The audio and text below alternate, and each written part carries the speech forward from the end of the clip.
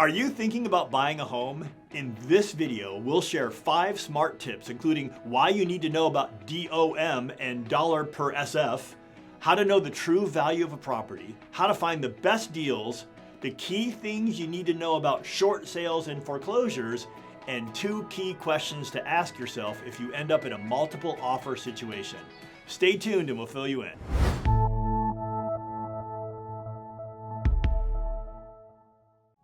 Hi, I'm Mike Regan. Before I got into real estate, I was a process improvement consultant and the author of 2 books on the subject.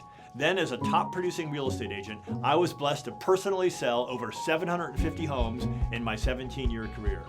Now, as the founder and CEO of Relevate Real Estate, I lead our team in continuous collaborative projects to improve the residential real estate process for our buyer and seller clients. So that's where I'm coming from. Are you ready for those tips I promised to you? Tip number 1 is to understand DOM and dollar per SF. DOM stands for days on market. This number is important because the longer the home has been on the market, the more likely the seller is to accept a lower offer. Reports printed by your agent from the Multiple Listing Service, MLS, have 2 kinds of DOM. The first DOM means listing agreement days on market. Listing agreements can be terminated and new agreements signed, agents can be fired and hired, and this number will reset to 0 each time. So this number is meaningless. CDOM, or cumulative days on market, is actually more helpful because it's the total number of days this property's been on the market. However, even this number will be reset to 0 if the property is taken off the market for 30 days. In this case, you can ask your agent to run a report on the property address and you'll see the complete MLS history, including all price reductions. So that's DOM. But what is dollar per SF? Well, when you find a home you like, dollar per SF will help you know if it's priced correctly. So here's what your agent will do. They'll look up homes that have sold recently in the same subdivision and find those that are of comparable quality to the home you like, considering overall condition, upgrades, lot size, etc. Then you'll look at the dollar per square foot for each of these. The home you like should sell for a similar dollar per square foot. Ask your agent to print out and help you analyze a quick comparative market analysis, or CMA report, for the properties in which you're interested. This report will automatically calculate the DOM and the dollar per square foot for you. Pay no attention to SP divided by LP. That means sales price compared to list price percentage on this report. This calculation is not helpful because the list price depends upon random seller preference. They could have overpriced it or underpriced it, and it's based on the latest list price, not on the original list price of each property. My second tip is to understand how to determine the true value of a property. Look, in the end, a home is worth whatever the buyers are willing to pay and the seller is willing to accept. It's supply and demand. So how do you figure that out? The best source to estimate the true market value of a property is an experienced, busy real estate agent, because they're working with tons of buyers and sellers in the current real estate market and they have access to the best data from the MLS. They will also correctly adjust for quality and feature differences. The second best valuation source is an experienced, busy appraiser. They have access to the same data, however, they work for banks, not with buyers and sellers. In addition, they're constrained by some inflexible appraisal rules which do not allow them to consider some relevant information and comparable properties. There are several other sources that are wildly inaccurate. Inexperienced real estate agents and appraisers can be way off. Just because they have the license doesn't mean they have the experience. Websites such as Zillow.com calculate market values without any input from human experience or judgment. They have no idea of the actual condition of the home, which obviously makes a big difference. Zillow does consider input provided by the homeowner, but that's the person selling the home, so that information can be significantly biased. Finally, the value found in the county tax records is not useful because it's calculated en masse for the purposes of property tax assessment.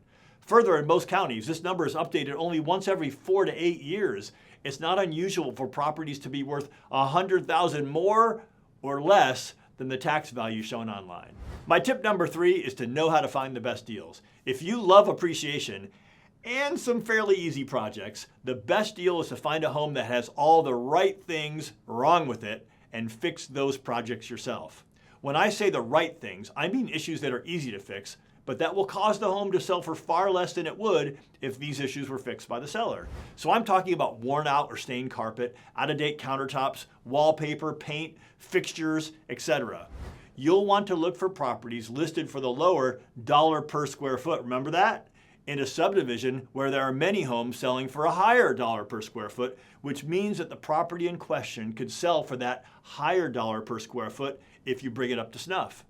Most of these are as-is properties, which means you still get a chance to inspect it thoroughly after putting it under contract, and you can terminate if you do not like what you see. It's important to enlist your agent and their inspector and contractor friends to help make sure you don't get stuck with a lemon.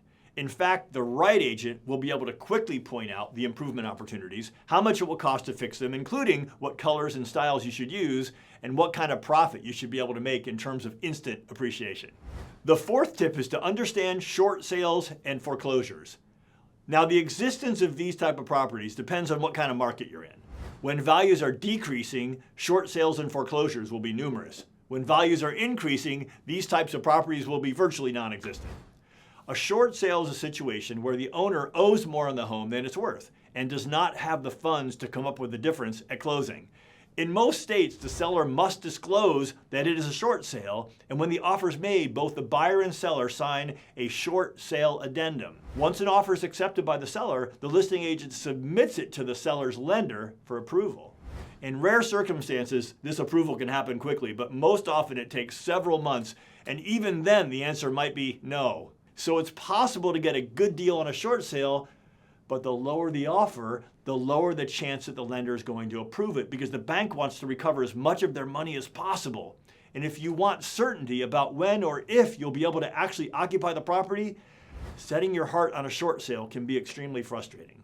The listing agent will try to keep you waiting by giving you hopeful updates, but oftentimes the process drags out indefinitely.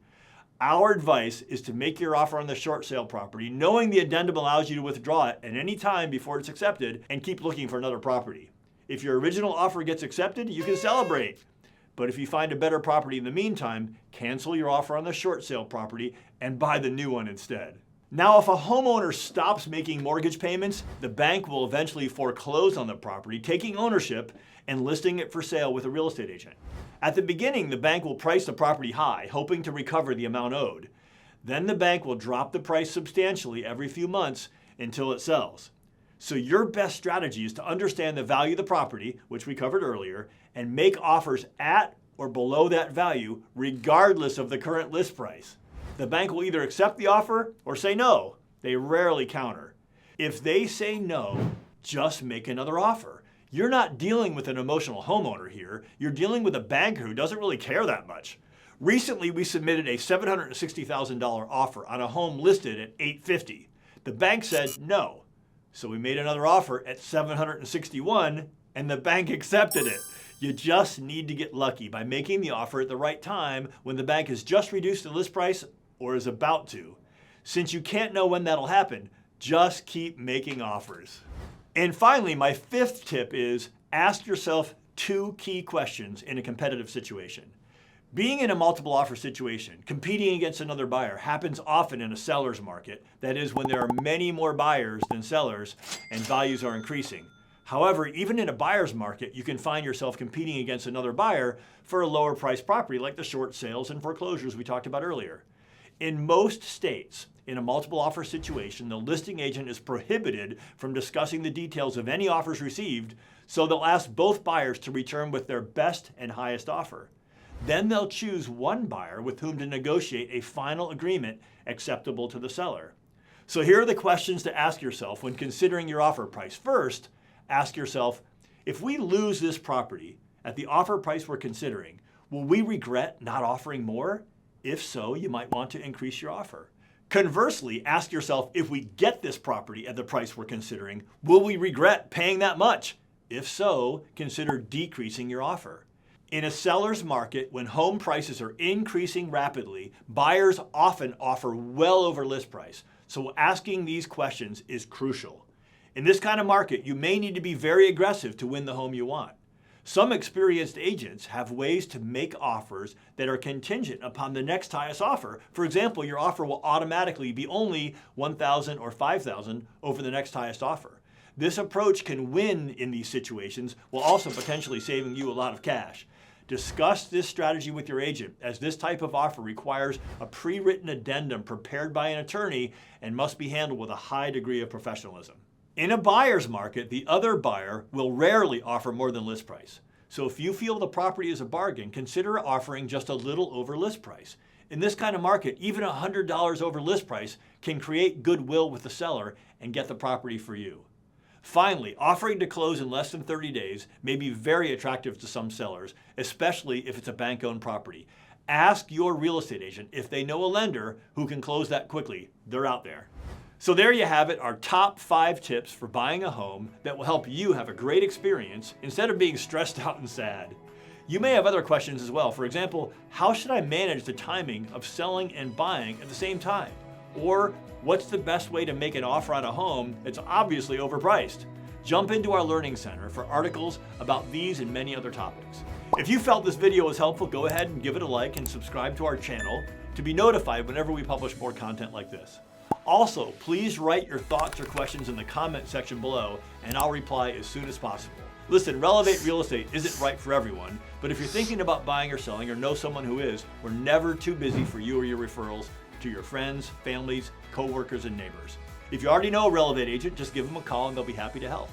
If you don't already have a relationship with one of our agents, or if you live in an area where Relevate isn't yet, just send an email to me at mike@relevate.life, and I'll be glad to introduce you to one of our best agents or a great agent from our network in your area of the country.